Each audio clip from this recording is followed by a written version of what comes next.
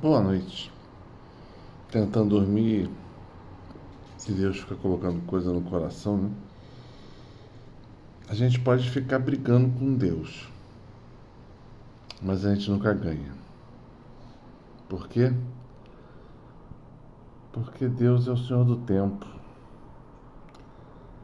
Tudo tem um tempo limitado debaixo do sol. Ou seja, todos nós temos um tempo determinado, todas as coisas têm um tempo determinado. E Deus sempre vai vencer, porque Ele está fora do tempo e Ele ganha, é uma questão de tempo, né? Então muitas vezes a gente fica brigando com Deus, em vez de parar, fazer logo, obedecer logo, fazer o que Ele quer e pronto. Porque tem uma coisa que Deus fala muitas vezes no Antigo Testamento, que é algo assim: eu te mando a um povo que não é de língua estranha, ou seja, um povo que é da tua língua, que seria um povo de Deus, mas é um povo de cabeça dura e recalcitrante. Ou seja, a cabeça dura é porque não se dobra a Deus, né? Eu sou também desse povo aí de cabeça dura muitas vezes. E recalcitrante é aquilo que faz mal, né? Dá aquele negócio, aquele enjoo no estômago, quer dizer, que Deus, para engolir algumas coisas que o povo dele faz, é pesado, é recalcitrante. Olha só, é para um povo assim que Deus chama e manda os seus profetas, né? Mas a gente, às vezes, fala, sou profeta tal. Mas às vezes você é um povo, né? Que é difícil. Então é bom ver as duas situações, né? Quando você é enviado para, ou quando alguém é enviado para você. Faz toda a diferença. Mas até que Deus está falando no meu coração, que muitas vezes eu assisto muita coisa, eu vejo muita coisa, e tem coisas que eu fico assim, abobalhado. Como a falta do conhecimento, às vezes básica, atrapalham a gente enormemente, né?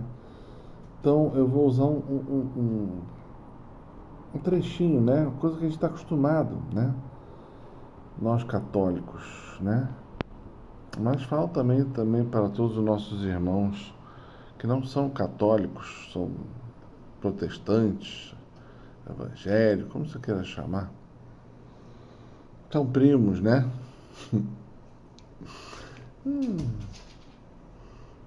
Não vou nem falar, não vou, vai falar mal de evangélico protestante. Não, nem perco meu tempo com isso.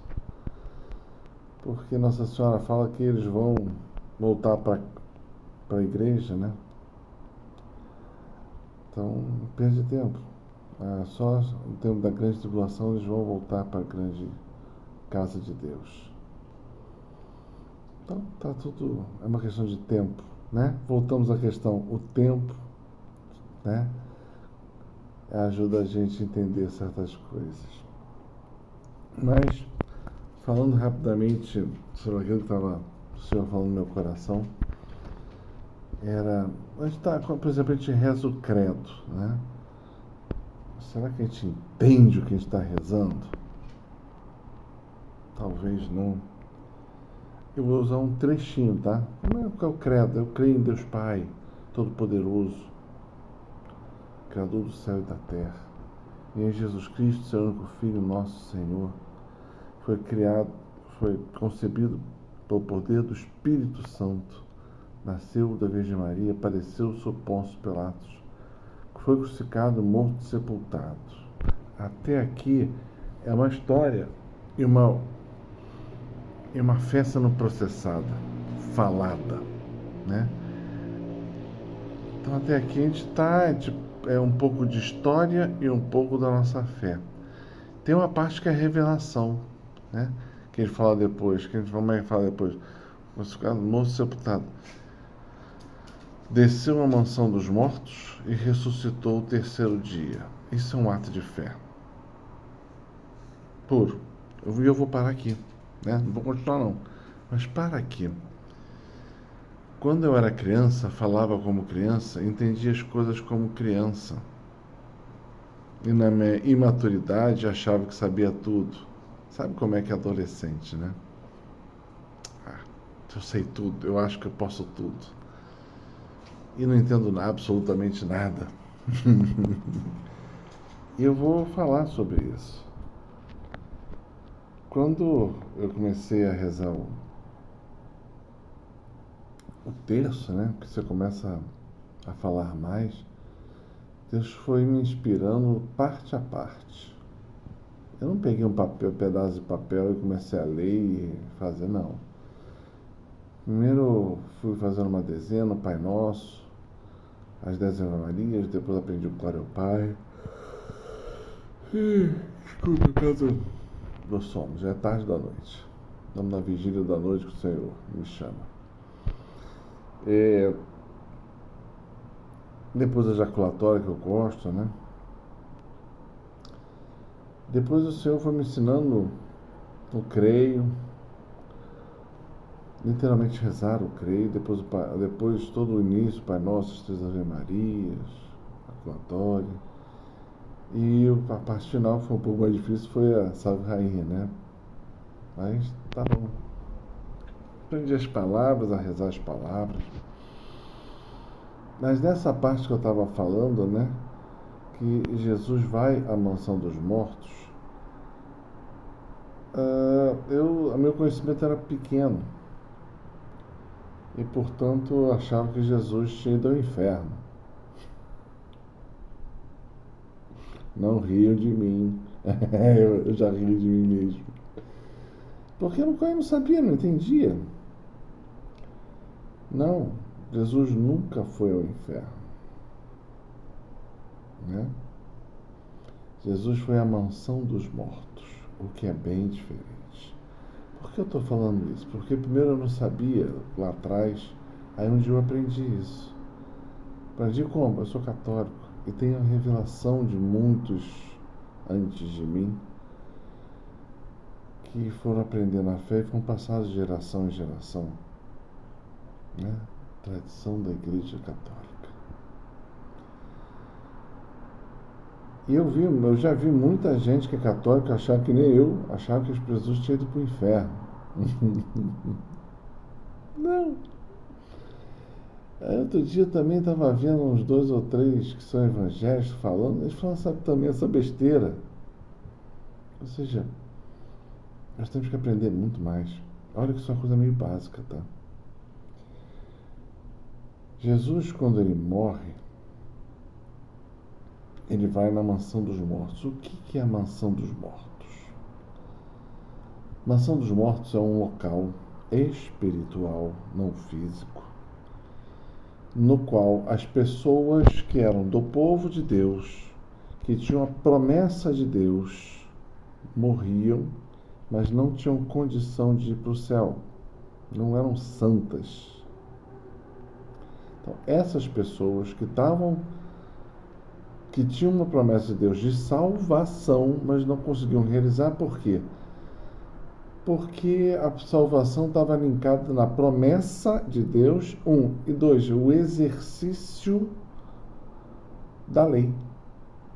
Mas São Paulo vai nos informar que a lei de Deus, a tentativa de ser salvo só por ela, você não vai conseguir ser salvo. Porque nós não temos essa santidade em nós. Nós não temos a beleza de Deus em nós. Nós temos o nosso corpo com tendências erradas, de queda, de fazer besteira, desde o pecado original, e todos nós padecemos com isso. Então, conseguir executar a lei é muito difícil para todos nós. E por isso que o Pai manda Jesus para fazer aquilo que a gente não pode. A nossa salvação só é possível em Jesus e na sua morte de cruz, na qual o próprio Deus se dá a Deus em sacrifício por nós. Se você só entende a cruz se você entender isso, que é o exercício maior de Deus, de amor seus filhos, às suas criaturas, para a salvação delas, né? Então, todos aqueles judeus, que morreram antes de Jesus, né? Eles morriam, mas não iam para o céu. Eles iam para a mansão dos mortos. Que nós podemos já dizer que aqueles que conseguiriam ir para o céu direto, eu posso dar o nome de dois: Elias e Moisés, com uma certa certeza. Como é que você pode falar isso? Porque os dois apareceram para Jesus no Monte Tabor junto com o Pai. Então, para o Pai apareceu, os dois apareceram com o Pai. Então, eles já estão na presença de Deus. São os únicos dois que a gente pode ter uma certeza maior. Os outros todos a gente não tem certeza nenhuma. Só temos fé. Se eu tivesse que falar alguma coisa assim, eu diria que até Abraão, sim, e Enoque, né? Porque foi arrebatado no carro de fogo. Ele foi para o céu dessa forma. Os dois que foram, Elias e Enoque. Então, esses quatro eu tenho para mim que sim. Mas o resto todo, não tenho certeza nenhuma de ninguém deles. Mas eu sei que Deus faria um trabalho por todos os seus. Então, essas pessoas foram todas para aquilo que a gente chama de mansão dos mortos. E quando Jesus morre, ele vai à mansão dos mortos para fazer o quê? Para proclamar a salvação de Deus a todos que estavam lá esperando esta salvação e a redenção de Deus sobre todos eles. E eles passam por essa pregação da Boa Nova, logicamente aceitam, não tenho dúvida nenhuma, porque estavam todos esperando isso. Para eles a revelação é olho no olho, verdade de Deus. E dali, Jesus leva todos eles para a casa do Pai. Todos, sem exceção. E, pelo ensinamento que nós temos, católicos que somos, nós sabemos que a mansão dos mortos, ela deixa de existir a partir desta data. Mas de quem? É do povo antigo de Deus, que tal? Não tinha problema. Sim, mas tinham que aceitar já Jesus. Se não aceitaram Jesus, amigo, deu ruim. A mansão dos mortos não existe mais. Então, a ida de Jesus lá foi para isso. Tão especificamente, realização da promessa de Deus de levar todos os seus queridos que estavam lá e que Deus, no seu infinito amor, queria trazer todos para junto do seu coração, da sua casa. E Jesus faz isto, né? E leva eles todos ao Pai, né?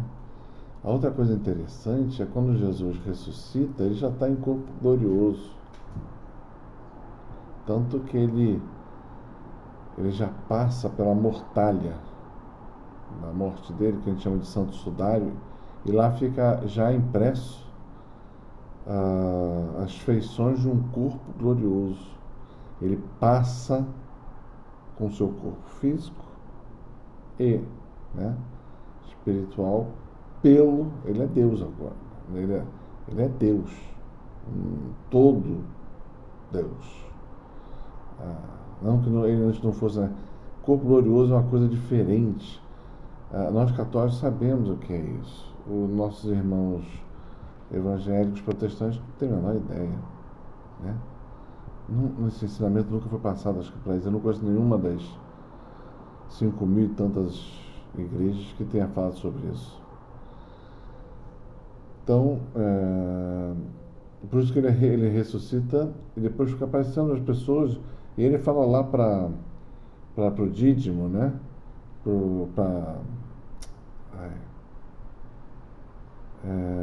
Esqueci o nome dele. vem aqui e toca as minhas chagas, né? Toca aqui na direita, toca aqui as minhas mãos. É porque o apelido dele era Dídimo. Esqueci o nome dele do apóstolo, esqueci. Bom, é o sono. Então Deus ele já está em corpo glorioso. Por isso que ele passa pelas portas, passa pelas paredes, passa, nada. Ele já está na sua forma integral, né? Por exemplo, o Pai é só espírito. Jesus, diferente do Pai, ele é do mundo espiritual, mas também tem a forma dele carnal.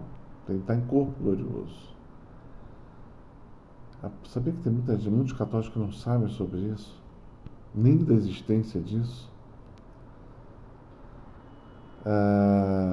Na ressurreição dos mortos, lá no final de tudo, Deus fará todos os seus que estão na sua casa ter corpo glorioso. Na ressurreição dos mortos. Né?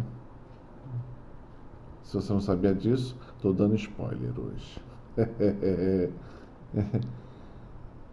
Então, não foi no inferno, Jesus? Não, não foi. Porque o que ele vai fazer no inferno? Proclamar salvação para aqueles que não podem? Porque quem foi para o inferno já foi para o inferno. E aí tem gente falando, não, o inferno não é para sempre. É para sempre. Né? Deus é a revelação de Deus, Jesus também fala isso. Né?